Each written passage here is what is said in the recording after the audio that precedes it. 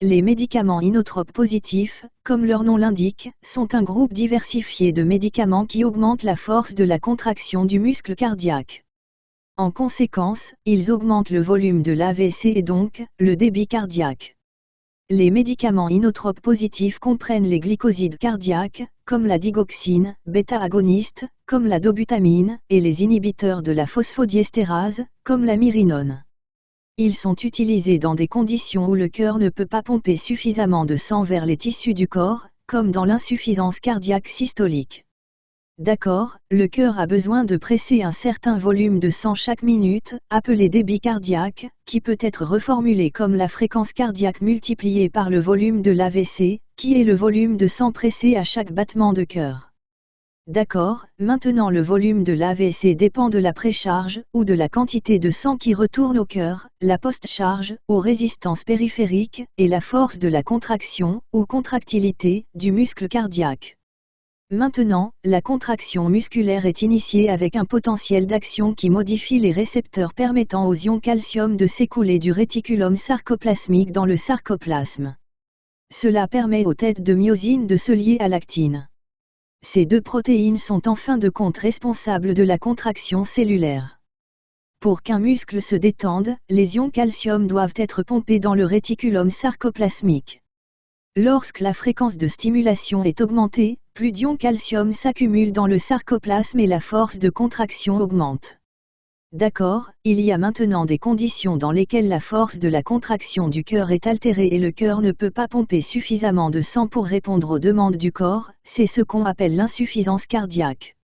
Par exemple, dans l'insuffisance cardiaque systolique, les ventricules du cœur ne peuvent pas pomper le sang assez fort pendant la systole, de sorte que le débit cardiaque diminue.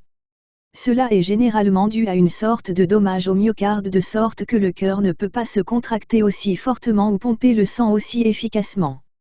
La cardiopathie ischémique causée par l'athérosclérose coronarienne, ou l'accumulation de plaques, est la cause la plus fréquente.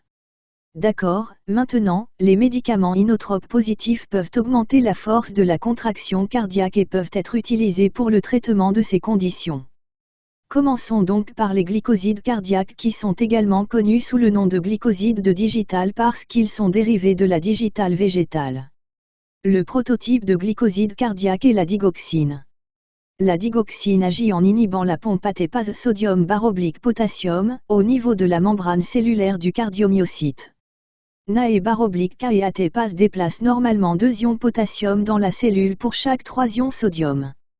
Maintenant, avec la digoxine, le potassium ne peut pas entrer dans la cellule et le sodium ne peut pas en sortir, ce qui entraîne une augmentation du sodium à l'intérieur de la cellule.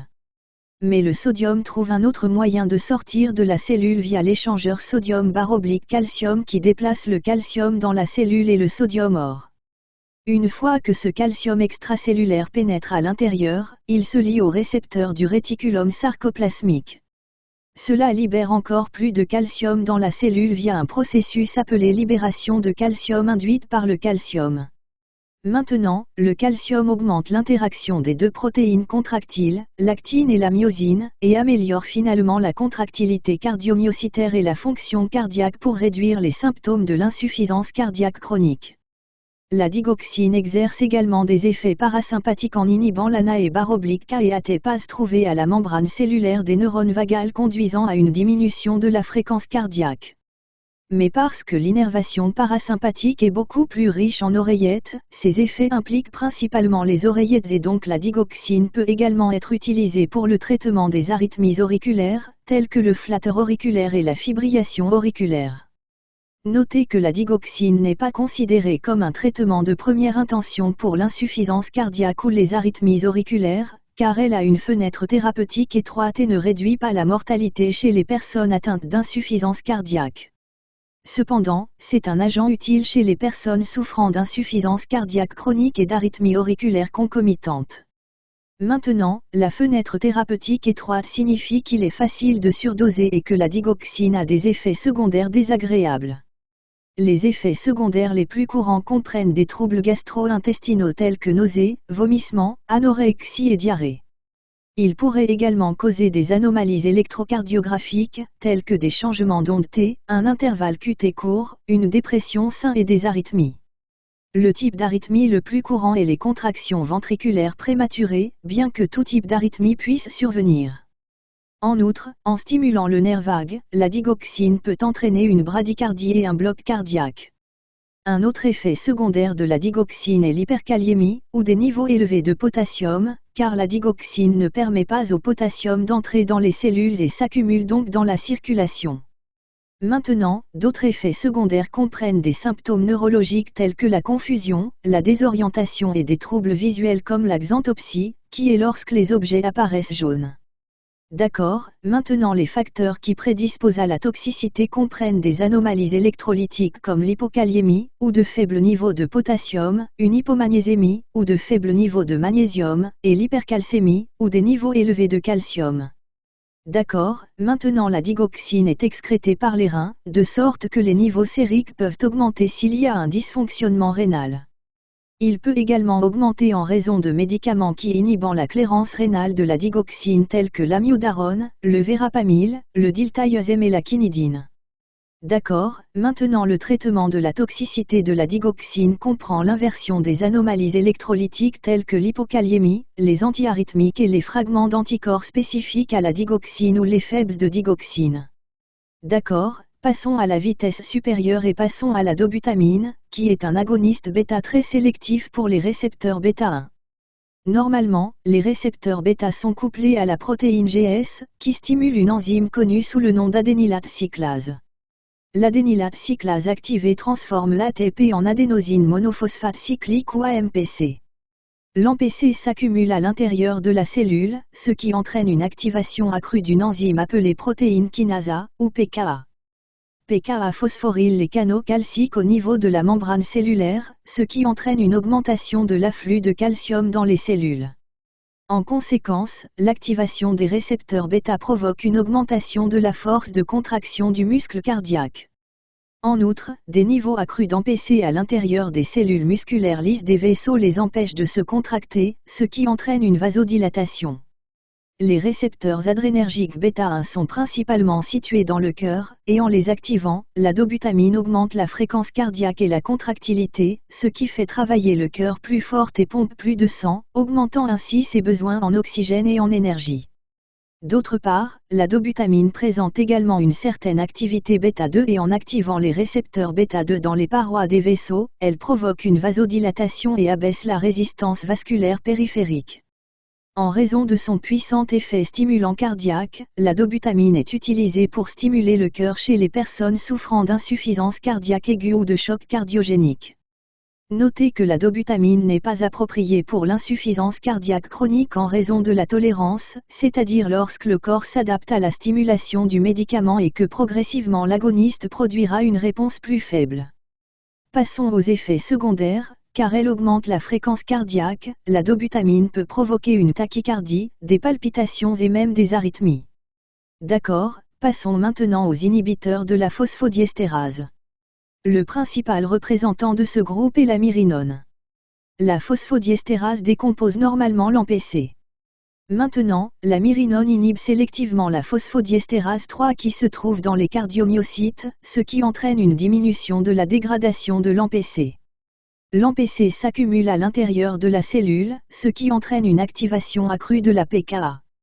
PKA phosphoryle les canaux calciques à la membrane cellulaire du cardiomyocyte conduisant à une augmentation de l'afflux de calcium dans les cellules. En conséquence, il y a une augmentation de la force de contraction cardiaque et de vasodilatation. Maintenant, la myrinone est utilisée pour le traitement de l'insuffisance cardiaque aiguë et ne doit pas être utilisée dans l'insuffisance cardiaque chronique car elle augmente la morbidité et la mortalité. D'accord, maintenant les effets secondaires comprennent les arythmies et l'hypotension en raison d'une vasodilatation importante. Maintenant, faisons un mnémonique simple et amusant qui vous aidera à mémoriser efficacement ces faits de pharmacologie sur les médicaments inotropes positifs. D'accord, alors plantons le décor au camping, Pumping Hearts. Les tentes sont l'endroit où nous mettrons les médicaments qui affectent l'AMPC et les deux robinets du camp sont étiquetés NAE et KE et nous pouvons placer les inhibiteurs de NAE /K et AT pas ici. Donc, par les robinets, ayons un bœuf avec une pelle creusant un trou pour obtenir plus d'eau, et il représente la digoxine. À l'intérieur du trou, il y a une vieille boîte à musique en forme de cœur brisé qui joue des notes hors rythme, et cela vous aidera à vous rappeler que la digoxine est utilisée pour traiter les personnes souffrant d'insuffisance cardiaque chronique et d'arythmie. Maintenant, ce bœuf est assez maladroit, alors il a brisé une petite fenêtre voisine, qui représente sa fenêtre thérapeutique étroite. Autour de lui se trouvent quelques autres objets étranges qu'il a déterrés et qui représenteront les effets secondaires importants. Tout d'abord, il y a une grosse banane pour l'hyperkaliémie. Ensuite, il y a un moniteur ECG cassé et un bouclier en forme de cœur pour les anomalies ECG et le bloc cardiaque. Enfin, il y a un cerveau portant une paire de lunettes de soleil teintées jaune pour représenter la neurotoxicité et la xanthopsie. D'accord, jetons un coup d'œil aux tentes pour les médicaments qui augmentent l'AMPC. Il y a une tente avec le mot « bêta-1 » dessus qui sera pour nos bêta-agonistes, et près de cette tente il y a un double sac de couchage pour la dobutamine. Ensuite, ayons une tente entourée d'une clôture qui empêche les gens de l'enlever. Cette tente représente les inhibiteurs de la phosphodiestérase qui empêchent la dégradation de l'AMPC. Le propriétaire de cette tente est un rhinocéros millionnaire qui représente la myrinone. Maintenant, les tentes ont des angles pointus, ou aigus, pour vous aider à vous rappeler qu'elles sont utilisées pour traiter l'insuffisance cardiaque aiguë. Maintenant, l'un des campeurs est assis entre les tentes et joue ses bongos à l'écart. Il représente les arythmies qui est un effet secondaire potentiellement dangereux causé par les deux médicaments. La femme du riche rhinocéros s'évanouit sur le musicien, s'évanouissant dans le processus, ce qui vous aidera à vous rappeler que la myrinone peut provoquer des étourdissements dus à l'hypotension.